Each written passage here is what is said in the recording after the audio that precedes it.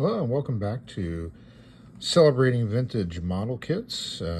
Today we got something a little bit different. We're going to be looking at an original issue Hawk kit from 1955, and then its later reissue with some dramatic changes to it for 1967. And so here we have the first issue of it, made by Hawk Model Company, first issued in 1955. And this was an unusual style for a kit at the time. Very large square box with beautiful artwork and lithography. It's a hard box again with the wraparound lithograph panel. And so we can look at here. Here's the old Hawk. This was kit number 502 in 1/72nd scale. And again, as with a lot of the other kits you're going to see, has the 502, and it's got the -98, which meant this was a 98-cent kit in 1955. So here we've got the other panels, again, Javelin, and the kit number again, and where Hawk was located in Chicago. Similar panel on this side, and on this side as well. So this say on here is a series for wall mounting. So I think the idea of this was to be able to stick this on your wall and have like a painting on your wall. So kind of an interesting idea. Didn't obviously take off because you didn't see it being done by anybody else, and everything went back to the long rectangular box. But let's get into this one. Again, you can see the lithograph wrapped around the hard box. So we'll set that aside over here. And here you can see your first glance of the kit. It's a pretty giant sized kit, and all molded. I mean, how often do you see this nowadays in kits where you got the wings and fuselage molded all as one complete piece? And so it's just split top and bottom. There's not much to it. It's got a lot of markings from Hawk on the plastic itself. These early kits, there's a lot of ripping off of molds and kits from one company to another. So it was quite common for them to try to stick their name in places so that way it'd be easy to spot if their molds had been ripped off by somebody else. They even did it to the outside of it here. They've got Hawk written across the back there. But as is typical with most of these kits of the time period, see a lot of heavy rivets, a lot of heavy raised panel lines. There are some engraved, where the speed brakes are, where the ailerons are at. And again, you just do see the molded on roundels. But just the roundels are molded on. Doesn't have a lot of the other markings molded on here, which is surprising for the time period. So we'll take a look at the rest of it here. So we'll set this aside. And then, speaking of markings, here are the decals. Fairly thick, pretty thick.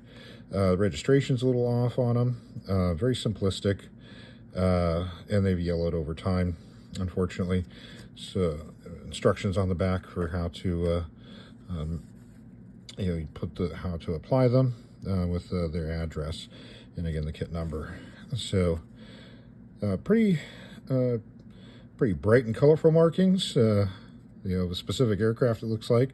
How accurate they are, I don't know, but still, nonetheless, they're pretty colorful markings. So we'll look at the instruction sheet next. Printed on some fairly nice paper. It's kind of a gloss paper, which feels good to the hand, but extremely simple assembly. And so it's just one giant exploded view of the aircraft. There is assembly instructions for what to do next. Cement this to this, cement that to that. But there's no steps like you see in what you see in modern assembly instructions. And then they do have a 3-view down below showing you some of the placement of the markings of the aircraft on here, since the These markings don't directly match, what's on the box cover. But again, surprisingly, it doesn't have some of these other ones molded onto the aircraft. The only things that are molded are the roundels on the top and bottom surface. But you do get a decent set of missiles, and unlike some of the other kits where the missiles and the pylons are molded together, they end up being molded in a cross shape. And so realistically, that's not how a rocket would be launched off of an aircraft. So these are molded separately from their pylons, so you can assemble it with them in the proper X format, so they would actually shoot off of the aircraft. So you do get a sprue with 6 rockets. One has come off, but very heavy flash on these, surprisingly. And then here's one of the other sprues that has all the landing gear parts. Here's another sprue that's got the tail, or at least probably the bottom half of the tail, and some more wheels. There's your pilot figure. Hawk used this same pilot figure through a lot of their line. And there's the little stubs for the missiles. Then here's vertical tail service with the rudder as we go there. And here's the top half of the tail plane. So again, lots of golf ball size rivets on there. And what is nice is you still have the clear parts in the original stapled cellophane bag to try to protect them, which is pretty nice. The quality of the canopy, it's very, very thick. It's got extremely thick lines for the frame, so easy to paint, but not the most accurate looking thing in the world. And the thickness of it, I think you'd have a hard time even seeing this little stub of a pilot inside there. So interesting, early 1955, Hawk kit. A very interesting subject of all the aircraft to be making, at the beginning of your production line, making some obscure British, all-weather interceptor of a Javelin. Seems, kind of strange, but they did. So it's a pretty interesting subject matter. And so now let's look at the reissue that they made of this kit a little bit later in 1967. So this one here is the 1967 version from Hawk. This is the issue before they joined forces with testers, and you'll see the same kit, basically almost identical box, but it'll have testers and the Hawk name on it. So this is just before the merger. So you can see Hawk with 1967. Some more different other aircraft that they make in their series. A little bit about the fun and joy of model building. And on the end here, you can see an actual photograph of the aircraft that was carried over from the front. And here you have the model number, different model number from the other one. And you can see where it had a price on it, but at some point it was punched out. So you can't see what the original price was then. Same thing on the other side, it's been punched out. So this kit is not in quite as nice a shape as the other one, but the plastic model itself is still in really good shape. So first thing you notice, since this is an oblong box, is how are you going to get that giant one-piece mold inside here? Well, Hawk solved that by cropping the wings off.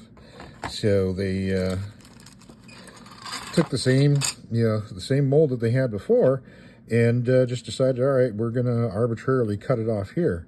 So we'll compare it to the other one when we're done with this, but here's the little stapled baggie, similar to the other one. Now this is a polyurethane bag, but it's still the same really thick, heavy pieces. Virtually an identical kit. You got the The rockets, the main difference is that this is now molded in white instead of the silver of the other one, but everything else is pretty much the same with this one. Markings are a little bit better. Unfortunately, these appear to have gotten wet or something happened to them, over the years. But the markings are maybe a little bit more accurate. They don't have the little black outlines around everything. But all the other parts are essentially the same as the original one. They even still have the molded markings on the wings. So that did not change, even though they updated the aircraft itself. Let's see what the instruction sheet, how much of a difference the instruction sheet is in 1967 versus 1955. So here we have a little bit more steps, a little bit of a history of the aircraft on here, but they're actually giving you some steps on here. But as you see from this kit, it's an extremely simple kit. So it's just basically telling you cement this to this, this to this, with not really a whole lot on there. They spent a little bit of time showing you how to do the landing gear and the rockets, and then you get a little bit better of a detail painting instruction on the bottom of that. But now let's compare what they did to get this thing to fit to a standard size box. Let's get out the old 55 one, and we can make a comparison. So here's the old 1955, and here's the 67.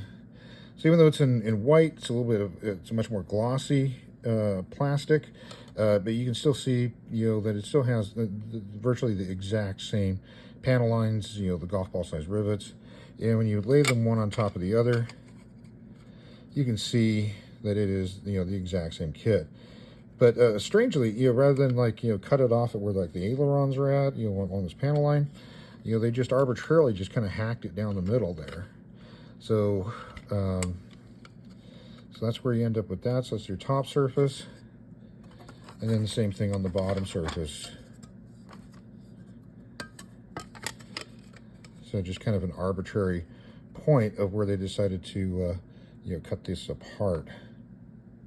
But same thing, all the molded in, door panels and all that.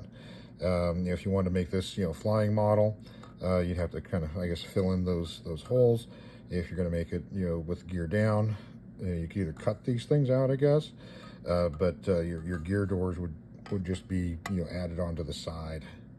So not the best representation, but that's pretty common for kits of that era. So there you have it.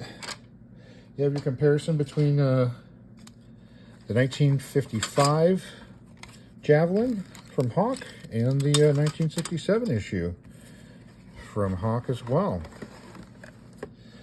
All right, well, hope you enjoyed seeing a little bit of these two I think pretty spectacular kits of a very unusual subject. So come back and see some more vintage model kits here at Celebrating Vintage Model Kits. Have a great day.